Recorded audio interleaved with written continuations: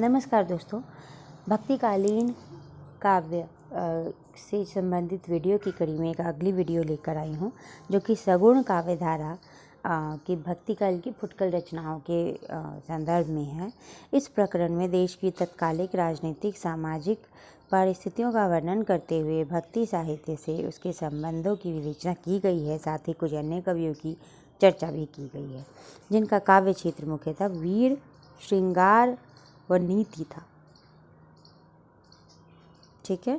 अब राजनीतिक सामाजिक परिस्थितियाँ कैसी थी कि जिन राजनीतिक और सामाजिक परिस्थितियों के बीच भक्ति का काव्य प्रवाह उमड़ा, उनका संक्षिप्त उल्लेख आरंभ में हो चुका है। वह प्रवाह राजाओं, शासकों के प्रोत्साहन आदि पर अवलंबित न था। वह जनता की प्रवृत्ति का प्रवाह था, जिसका प्रवर्तन काल था। न तो उसको पुरस्कार या यश के लोभ ने उत्पन्न किया था, न भय उसे रोक सकता था। उस प्रवाह काल के बीच अकबर ऐसे योग्य गुणग्राही शासक का भारत के अधीश्वर के रूप में प्रतिष्ठित होना एक आकस्मिक बात थी। अतः सूर और तुलसी ऐसे भक्त कवीश्वरों के प्रादुर्भाव के कारण अकबर द्वारा संस्थापित शांति सुख को गिनना भारी भूल है। उस शांति सुख के परिणाम स्वरूप जो साहित्य उत्पन्न हुआ वह दूसरे ढंग का था। उसका कोई एक निश्चित स्वरूप न था।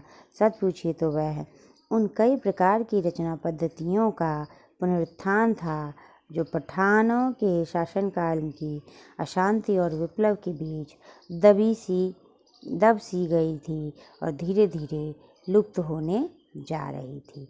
पठान शासक भारतीय संस्कृति से अपने कट्टरपन के कारण दूर रहे। अकबर की चाहे नीति कुशलता कहिए, चाहे उदारता, उसने देश की परंपरागत संस्कृति में पूरा योगदान दिया, जिससे कला के क्षेत्र में फिर से उत्साह का संचार हुआ। जो भारतीय कलावत छोटे छोटे राजाओं के यहाँ किसी प्रकार अपना निर्वाह करते हुए संगीत को सहारा दिए हुए थे, वे अब शाही दरबार में पहुंचकर वाह वाह की ध्वनि के बीच अपना कर्तव्य दिखाने लगे। जहाँ बचे हुए हिंदू राजाओं की सभाओं में ही कविजन थोड़ा बहुत उत्साहित या पुरस्कृत किए जाते थे, वहाँ अब बादशाह के दरबार में भी उनका सम्मान होने लगा। कवियों के सम्मान के साथ साथ कविता का सम्मान भी, यहाँ तक कि अब्दुल रहीम खाना ऐसे उच्च पदस्थ सरदार क्या बादशाह तक ब्रजभाषा की कविता करने लगे। नरहरि और गंग ऐसे सुकवि और तानसेन ऐसे गायक अकबरी दरबार की शोभा बढ़ाते थे। यानी अकबर के दरबार में जो थे उनको देख लीजिए दोस्तों कि नरहरि थे, गंग थे, तानसेन थे। तो यहाँ आप देखेंगे कि उन्हें संरक्षण मिला एक तरीके से। जो लोग भी दरबार में थे तो उनको पद, प्रतिष्ठा और पैसा आदि उनको मिलता रहा। इससे उनका पोषण भी हुआ और ये जो वो लोग स्वतंत्र रूप से मतलब कविता आदि के क्षेत्र में बिना किसी चिंता के वो लेखन करने लगे। हाँ, लेकिन यदि दरबारी काव्य होगा तो दरबार से प्रभावित अवश्य होगा। इस बात को हमें नहीं भूलना चाहिए। चलिए आगे देखते हैं कि यह अनुकूल परिस्थिति हिंदी काव्य को अग्रसर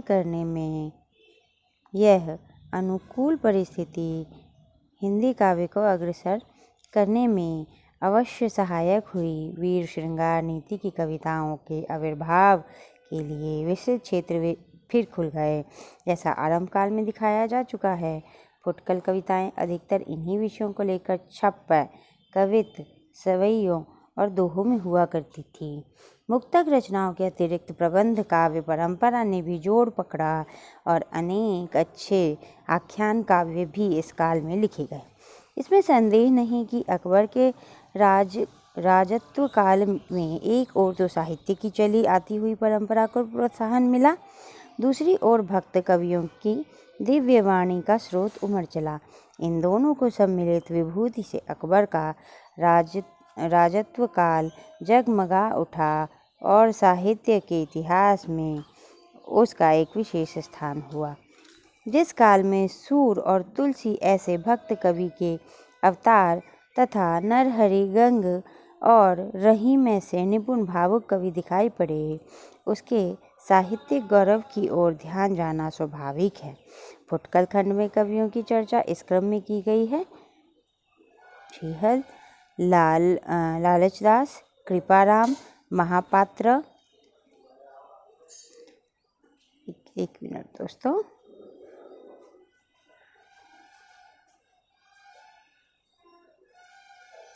हाँ, तो अभी तक जो हम देख रहे थे कि उस समय की जो है राजनीतिक और सामाजिक परिस्थितियाँ किस प्रकार थी।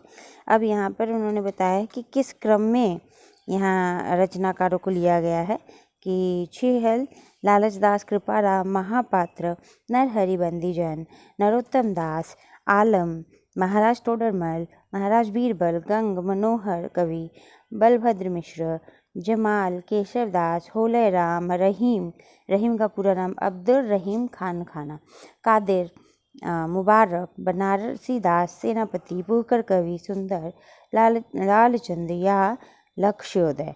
अब नरोत्तम दास के विषय में देखते हैं कि नरोत्तम दास के सुदामा चरित्र के विषय में दोस्तों, ये जो नरोत्तम दास की रचना है सुदामा चरित्र, इस पर बहुत बार प्रश्न बन चुका है कि सुदामा चरित्र किसकी रचना है, तो ये आप देख लीजिएगा। इसमें घर की दरिद्रता का बहुत ही सुंदर वर्णन है। यद्यपि यह छोटा है पर इसकी रचना बहुत ही सरस और हृदयग्राहिणी है और कवि की भावुकता का परिचय देती है। भाषा भी बहुत ही परिमार्जित और व्यवस्थित है।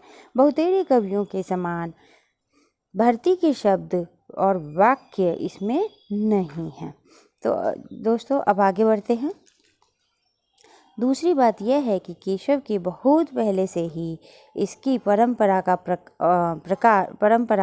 एक प्रकार से उठ चुकी थी। ठीक है। कालिदास के दृश्य वर्णनों में देशगत विशेषताओं का जो रंग पाया जाता है वह भवभूति तक तो कुछ रहा, उसके पीछे नहीं। ठीक है। फिर तो वर्णन रूढ़ हो गए। चारों ओर फैली हुई प्रकृति के नाना रूपों के साथ केशव के हृदय का सामंजस्य कुछ भी न था। केवल शब्द साम्य के सहारे जो उपमान लाए गए हैं वे किसी रमणीय दृश्यों के उत्पन्न सौंदर्य की अनुभूति सर्वथा विरुद्ध या बेमेल हैं। केशव के संदर्भ में लिख रहे हैं आचार्य शुक्ल। सादृश्य और साधर्म्य की दृष्टि से दृश्य वर्णन में जो उपमाएं, उत्प्रेक्षाएं आदि लाई गई हैं वे भी सौंदर्य की भावना में वृद्धि करने के स्थान पर कुतूहल मात्र उत्पन्न करती है। रामचंद्रिका के लंबे चौड़े वर्णनों को देखने से स्पष्ट लक्षित होता है कि केशव की दृष्टि जीवन के गंभीर और मार्मिक पक्ष पर न थी। उनका मन राजसी ठाट बाट, तैयारी, नगरों की सजावट, चहल पहल आदि वर्णनों में ही विशेषता लगता है। कहीं कहीं तो उन्होंने उचित अनुचित की परवाह नहीं की है। जैसे भरत की चित्रकूट यात्रा के प्रसंग में सेना की तैयारियों और तड़क भड़क का वर्णन अनेक प्रकार के रूखे सूखे उपदेश देकर भी बीच बीच में रखना वे नहीं भूलते हैं। दान महिमा लोभ निंदा के लिए तो वे प्रायः जगह निकाल लिया करते थे। उपदेशों का समावेश दो एक जगह तो पात्र का बिना विचार किए अत्यंत अनुचित और भद्दे रूप में किया गया है। जैसे वन जाते समय राम का अपनी माता कौशल्या का पतिव्रत का उपदेश। रामचंद्रिका में केशव की संवाद योजना। रामचंद्रिका में केशव का सबसे अधिक सफलता हुई है संवादों में। इन संवादों में पात्रों के अनुकूल क्रोध, उत्साह आदि की व्यंजना भी सुंदर है। जैसे लक्ष्मण राम परशुराम संवाद तथा लवकुश के प्रसंग के संवाद तथा वाक्पटुता और राजनीति के दाव पेंच का आभास भी प्रभावपूर्ण है। उनका रावण अंगद संवाद तुलसी के संवाद से कहीं उपयुक्त और सुंदर है। अब इन्होंने केशव के पक्ष को यहाँ रखा है, लेकिन उनकी आलोचना भी की है। और आलोचना करते हुए आचार्य शुक्ल क्या कहते हैं दोस्तों कि केशव को कभी हृदय नहीं मिला है। यह वाक्य बहुत बार पूछा जा चुका है। इसको आप लिख लें कि केशव को कभी हृदय नहीं मिला है, ये किसने कहा है? आचार्य शुक्ल ने। या इनको कभी हृदय नहीं मिला है, यह कथन किसके विषय में कहा गया है? तो आप बता सकते हैं इसको कि आचार्य शुक्ल। उनमें वह सहृदयता और भावुकता भी न थी जो एक कवि में होनी चाहिए। वे संस्कृत साहित्य से सामग्री लेकर अपने पांडित्य और रचना कौशल की धाक जमाना चाहते थे। पर इस कार्य में सफलता प्राप्त करने के लिए भाषा पर जैसा अधिकार चाहिए वैसा उन्हें प्राप्त न था। अपनी रचनाओं में उन्होंने अनेक संस्कृत काव्यों की उक्तियाँ लेकर भरी है, पर उन उक्तियों को स्पष्ट रूप से व्यक्त करने में उनकी भाषा बहुत कम समर्थ हुई है। पदों और वाक्यों की न्यूनता, अशक्त फालतू शब्दों के प्रयोग और संबंध के अभाव आदि के कारण भी अप्रांजल और ऊबड़-खाबड़ हो गई है और तात्पर्य भी स्पष्ट रूप से व्यक्त नहीं हो सका है। तो ये दोस्तों, ये आचार्य रामचंद्र शुक्ल जो हैं उनका कथन है केशव के विषय में। तो अब आगे देखते हैं दोस्तों कि और क्या कहा है इन्होंने।